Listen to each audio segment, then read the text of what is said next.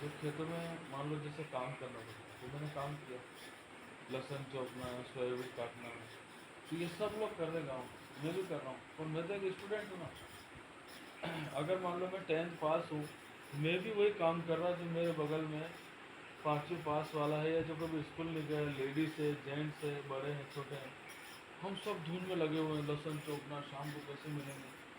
मैंने एक दिन सोचा यार मैं यही काम करूँगा, तो काम करते करते मैं मर भी जाऊँगा, तो मैंने तो मेरी ज़िंदगी में कुछ नहीं किया। गांव में इतनी वैल्यू तो है, गरीब आदमी की गांव में कोई वैल्यू नहीं। गांव हो, शहर हो, कॉलोनी हो, अगर आप गरीब हैं, आप कमज़ोर हैं, आप सबकी मदद के मोहताज हैं, तो उसके लिए आप दुनिया के लिए जीरो हो, एक कीड़े मकोड़े की तरह, कभी भी मर जाओ आपको कोई नहीं पूछेगा। जब मरना ही है तो शान से मरेंगे। मैंने बोला जाएंगे तो इंडियन आर्मी में, वहाँ मरा तो 1.25 लाख का, जिंदा लाख का, मतलब जो जिंदा व्यक्ति होता है उसकी वैल्यू कम है। लेकिन आप देश के लिए कुर्बान हो गए तो आपको करोड़ों रुपए, आपका फेम, फैमिली, सबको हेल्प मिलती है। तो जब इस गांव में काम कर करके मर जाने से बढ़िया है कि क्यों ना थोड़ा और ये मेहनत को थोड़ा और एग्जिट किया जाए, थोड़ा और बढ़ाई जाए, और सेना में अपना जीवन दे दिया जाए। अगर जिंदा रह गए तो अपनी किस्मत घर आकर ये लाइफ जिएंगे, और मर गए तब भी फायदा है, क्योंकि हम तो वैसे मरने का काबिल हैं। हम तो वैसे इतने गरीब हैं, मर भी जाएगा तो हमें लोग धक्का मार के चला जाएंगे। तो कम से कम वहाँ मरेंगे तो देश जानेगा, गांव जानेगा, एक अच्छा जनाजा निकलेगा, झांकी निकलेगी, तो एक सैनिक की शहादत का हम जा रहे हैं, वहाँ तो कम से कम नाम होगा। तो मरेंगे भी शान से और जी गए तो फिर तो बल्ले बल्ले। ये तो माता रानी की तरफ से, भोलेनाथ की तरफ से बोनस पॉइंट मिल जाएगा। इंडियन आर्मी से अगर कोई बंदा जिंदा बच के आ गया तो उसके लिए सबसे बड़ा मेडल है, उससे बड़ा मेडल उसकी लाइफ में कुछ है ही नहीं। क्यों? सब गांव वाले बोलते हैं अनाने तो नहीं भेजा, वहाँ तो मेरे बच्चों को नहीं भेजूंगी, वहाँ तो गोली चलती है, यहाँ वहाँ यह हो जाएगा। और हमारे साथ तो ऐसा था कि हमको कुछ प्यार करो या चाहे मत करो, गोली चल रही है तो ये गांव वाले या शहर वाले काम करवा करवा के फैक्ट्रियों में, खेतों में मजदूरी करा करा के वैसे मर जाएंगे। तो जब मरना ही है, गोली खाना है, तो 4 गोली मारेंगे पहले दुश्मन के पिछवाड़े, अगर लग गई तो कोई बात नहीं, देश के लिए शहादत हो जाएगी, देश के लिए बलिदान हो जाएंगे। शौर्यम दक्षम युद्धे, बलिदान परमो धर्म। इसलिए अपने जो कंफर्ट एरिया है, आराम वाली ज़िंदगी को छोड़ो, इस पूरा इनर्शिया को तोड़ो, अपने ऑर्बिट को छोड़ो, और कुछ नया करके दिखाओ। सब जो पैदा हुए सब मरने के लिए है, मरना सबको, ऐसे घी की तरह धीरे धीरे चलना नहीं। यहाँ पर आपको कोई नहीं पूछ रहा आप कौन से कैटेगरी के हैं, कौन से सोशल ग्रुप से हैं, आपका क्या लेवल है, कोई मतलब नहीं। थोड़ी देर के लिए पूछा जाएगा, लेकिन अगर आपने अंदर से सोच लिया तो मुझे कुछ करना है, मुझे कुछ बनना है, तो इस दुनिया को, दुनिया तो मज़े लेने के लिए। अगर आप दुखी हो तो आपको और दुखी करेंगे, अगर आप सुखी हो तो आपसे जलेंगे।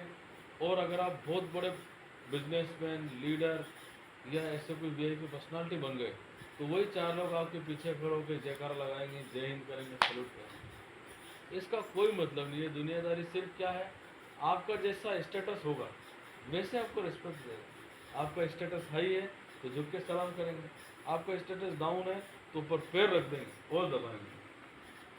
इसलिए बड़ी मछली हमेशा छोटी मछलियों को खाती है। तो उन सारी मछलियों को क्रॉस करके जालिम बन के अपने पास रखो, उसके किंग बन जाओ, उसके राजा बन जाओ। यही लाइफ है।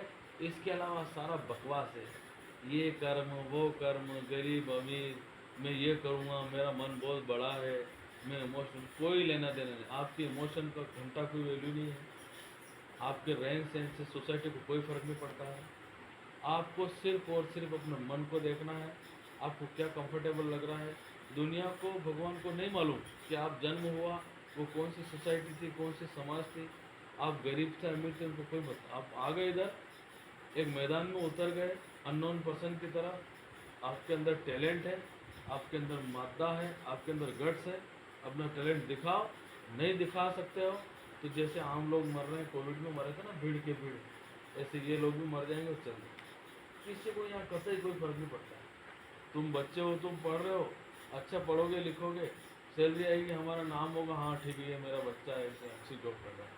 नहीं करोगे तो बोल दोगे ये ऐसे जीरा है। मेरे को तो 2 ही वर्ड, बस तेरी लाइफ पे उसका बहुत इफेक्ट पड़ा।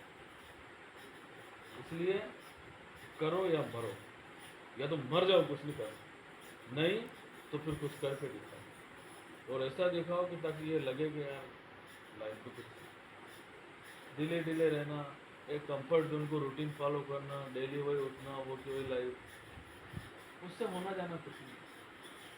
सबसे ज़्यादा शिप पानी का जो होता है वो किनारे पे सेफ है, उसका कंफर्ट जोन का है समुद्र का किनारा। लेकिन क्या वो शिप, क्या वो जहाज किनारे पे बैठा रहेगा, सेफ रहेगा, तो उसका नाम होगा, उसको कोई शिप नहीं बोलेगा। जब तक वो लहरों को चीरता हुआ आगे नहीं जाएगा, जब तक वो आगे जाके समुद्र में एक पोर्ट से दूसरे पोर्ट पर नहीं जाएगा, एक किनारे से दूसरे किनारे, वहाँ तक उसकी कोई वैल्यू नहीं है। क्यों? उसने अपना कंफर्ट जोन छोड़ा, वो लहरों के बीच में गया, उसने मुश्किल सहन करी, इसलिए वो जहाज कहलाया, वरना वो जहाज नहीं था, लोहे से बनी हुई गाड़ी। भगवान राम राम कब कहे गए? जब उन्होंने अपना महल छोड़ा, अपना कंफर्ट जोन छोड़ दिया, बोले राज तो कभी भी कर लेंगे, ये तो अपना वसीयत है, पिताजी ने दिया हुआ। रघुकुल में जो दिया हुआ राज्य था, वो चाहते तो वो भी राज तिलक करते और आराम से राजा बन के बैठ गए, पर उन्होंने क्या कहा? नहीं। राम एक बार जंगल में 14 साल के लिए गए, इसलिए आज हम उन सबको क्या बोलते हैं? मर्यादा पुरुषोत्तम। बाकी राजाओं ने भी राज्य के उनका नाम क्यों नहीं लेते? क्यों? उन सब ने अपना कंफर्ट जोन नहीं छोड़ा। मेरे पिताजी ने मुझे वसीयत में ये शासन दिया, मैं ये शासन कर रहा हूँ, मैंने क्या किया? भगवान राम ने इसको पूरा विपरीत किया।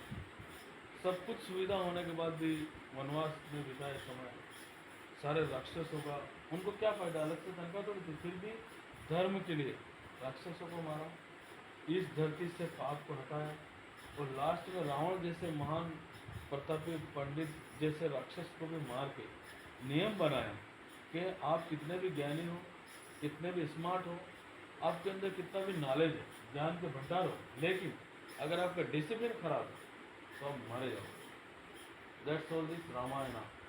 यही सिद्धांत है, यही रूल है, और यही हमारे मर्यादा पुरुषोत्तम राम का कथन है। अगर आप अनुशासन में हैं, ठीक है।